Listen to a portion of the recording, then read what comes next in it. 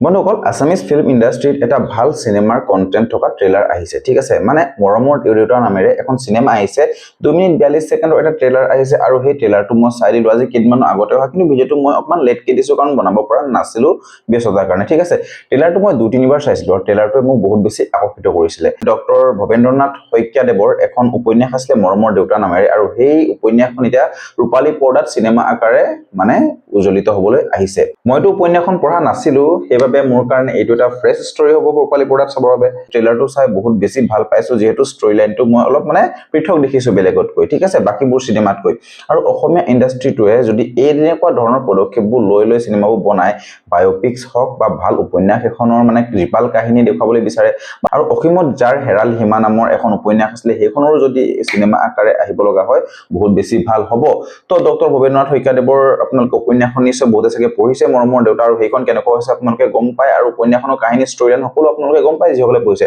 কিন্তু যিসকলে নাই পঢ়া সেইসকলৰ কাৰণে এইটো এটা ধুনীয়া সুযোগ যে নপঢ়িলেও এখন ধুনীয়া চিনেমা আমি ৰূপালী পৰ্দাত চাবলৈ পাম আৰু ইয়াতে আমাক দেখুৱাই গৈছে যে মুখ্য চৰিত্ৰত অভিনয় কৰিছে বুদ্ধিসত্তা শৰ্মা ঠিক আছে তেখেতক আমি নেটফ্লিক্সত বহুতো সিৰিজত দেখিবলৈ পাইছো বহুত ফেমাস মুভি খুদা হাফিজ 2ত আমি তেখেতক দেখিবলৈ পাইছো পাতালুক সিজনত দেখিবলৈ পাইছো ঠিক আছে আৰু ইফালে চাবলৈ ৰাণা নাইডু কেণ্ডি নিচিনা কুংকি নিচিনা ওয়েব সিৰিজত আমি দেখিবলৈ পাইছো আমি বহুতে তেখেতক ৰিকগনাইজ কৰা হোৱা নাছিল বা আমি নাজানো যে তেখেত অসমৰ হয় কিন্তু মই যেতিয়া ষ্টাডি কৰি চালো অকমান ৰিচাৰ্চ কৰিলো যে তেখেতে বহুত বেছি নেটফ্লিক্সৰ ওয়েব সিৰিজত ভাল ধৰণৰ অভিনয় কৰি আহিছে আৰু তেখেতৰ অভিনয় ইয়াতো মই দেখিছো যে বহুত বেছি ধুনীয়া যেটো নেকি এজন লৰাৰ কাহিনী দেখুৱা হৈছে ইয়াতে যে নেকি মাক দেউতাকৰ কথা নুশুনে একদম আকৰ্গু স্বভাৱৰ হয় এজন দেউতাক যিনি কৰ্মসূত্ৰে বাহিৰত থাকে তেখেতৰ ফ্যামিলি সম্ভালিবলৈ কোনো নাই তাৰ পাছত কেনেকৈ দেউতাকে এজন লৰাক একদম সিধা পথত আনিবৰ কাৰণে কি কৰে ঠিক আছে গুটেইখিনি আমাক এখন মানে পৰ্দাত ৰূপালী আকাৰ আমি সেই উপন্যাসখনৰ কাহিনীটো ভালদৰে দেখিবলৈ পাম আৰু তাৰ পাছত দেখুৱাইছে এটা পুলিচ অফিচাৰৰ এন্ট্ৰি যত নেকি থ্ৰিলাৰ সাসপেন্সে ভৰা এটা ড্ৰামা দেখিবলৈ পোৱা গৈছে মুঠতে ক্ৰাইম ড্ৰামা সাসপেন্স এখন আমি দেখিবলৈ পাম আৰু ধুনীয়া এটা ষ্টৰী লাইন হ'ব মোৰ মতে মৰমৰ দেউতা সিনেমাখন 15 মে তাৰিখে ৰিলিজ হৈ যাব আৰু আপোনালোকে সকলোৱে চাবলৈ আৰু এখন সিনেমা ওচৰৰ কথা মই ক'বলৈ গৈছো আপোনালোকে অগ্নিবাণ চাই লওক খাকি চাই লওক তাৰ পাছতে এতিয়া ৰিসেন্টলি আহি যোৱা ভাকুতকুটৰ কিন্তু ট্ৰেইলাৰটো বহুত চাৰ্মিং আছিলে বহুত ইউনিক এটা কনসেপ্ট আছিলে কিন্তু তথাপিও সেই সিনেমাখনে এটা মানে ভাল ষ্টৰী লাইন দিব নোৱাৰিলে সিনেমাখনৰ মানে মাজৰ পৰা এটা ষ্টৰীটো ভাটকি যোৱা নিচিনা হৈ পেলাই হেপত গৈ বেলেগ এটা ওলাই যায়গে তো সেইখন সেইকাৰণে স্যাটিসফ্যাকশন লেভেলো নিদিলে কিন্তু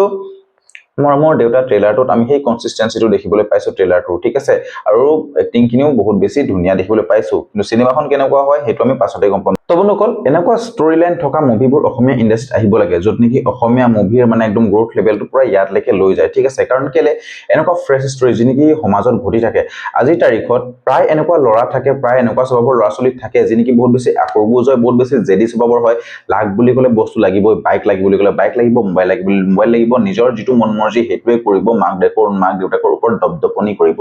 তো তেনেকুৱা আমাৰ সমাজখনত হৈ থাকে আৰু তেনেকুৱা বহুতে মানে বলিও হৈছে তেনেকুৱা স্বভাৱৰ আৰু বহুত বেছি ঘটনাও ঘটিছে তেনেকুৱা স্বভাৱৰ ল'ৰা-ছোৱালীৰ লগতে তো তেনেকুৱা এটা ষ্টৰী লাইন ৰাখি পেলাই যি মৰমৰ দেউতা উপন্যাসখন লিখিছিলে ভৱেন্দ্ৰনাথ শইকীয়াদেৱে আৰু সেই বস্তুটো যেতিয়া ৰূপালী পৰ্দাত আমাক বহুতে মানে একদম কাহিনী যেতিয়া ৰিলেট কৰিব উপন্যাসখন পঢ়োতে ইমান ৰিলেট হ'ব নোৱাৰিলে যদিও কিন্তু কাহিনী চাওঁতে এটা বস্তু ফ্ৰেছ যেতিয়া অভিনয় আকাৰে আমাক দেখুৱা যায় সেই বস্তু বেছিকে মনত থাকে আৰু বেছিকে আমাক হিট কৰে তো মই ভাবো এইখন চিনেমা মাক দেউতাকৰ নিজৰ ল'ৰা-ছোৱালীৰ সৈতে চোৱাটো একদম উচিত আৰু বৰ্তমানটো ট্ৰেইলাৰটো চাইহে মই ইমানখিনি কথা কৈ আছো সিনেমাখন এতিয়াও সম্পূৰ্ণ চাবলৈ বাকি আছে কাৰণ 15 মে তাৰিখে ৰিলিজ দিব অসমীয়া ফিল্ম ইণ্ডাষ্ট্ৰী মানে এনেকুৱাও হৈ যায় ট্ৰেইলাৰ বহুত বেছি ভাল দেখাও সিনেমাখন প্ৰেজেন্টেশনে খাই পেলাই ঠিক আছে একদম ষ্টৰী লাইনটো মানে স্কিপ কৰি বেলেগ দেখুৱাই দিয়ে য'ত কানেক্টেড হ'বলৈ আমাৰ অকমান অসুবিধা হৈ যায় তেনেকুৱা এইখন চিনেমা যাতে নহওক ছবিখনো ইয়াৰ পাছত আহিব কিন্তু 15 মে তাৰিখে আপোনালোকে এইখন চিনেমাও চাব মোৰ মতে ভাল পাব আৰু মই এইখন চিনেমা কাৰণে আগ্ৰহী আপোনালোকে ইয়াৰ ট্ৰেইলাৰটো চালে নাই জনাবলৈ একদম নাপাহৰিব আৰু যদি চালে কেনেকুৱা পালে জনাবলৈ একদম নাপাহৰিব আৰু কমেন্ট কৰি দিব যদি আপোনালোকে উপন্যাসখন পঢ়িছে আৰু উপন্যাসখনৰ ষ্টৰীটো কেনেকুৱা এবাৰ এটা শব্দত প্ৰকাশ কৰি থৈ দিব তেতিয়া মই আৰু অলপ উৎসুক হৈ যাম তো ঠিক আছে লগ পাই আছো নেক্সট ভিডিঅ'ত আজিলে বাই বাই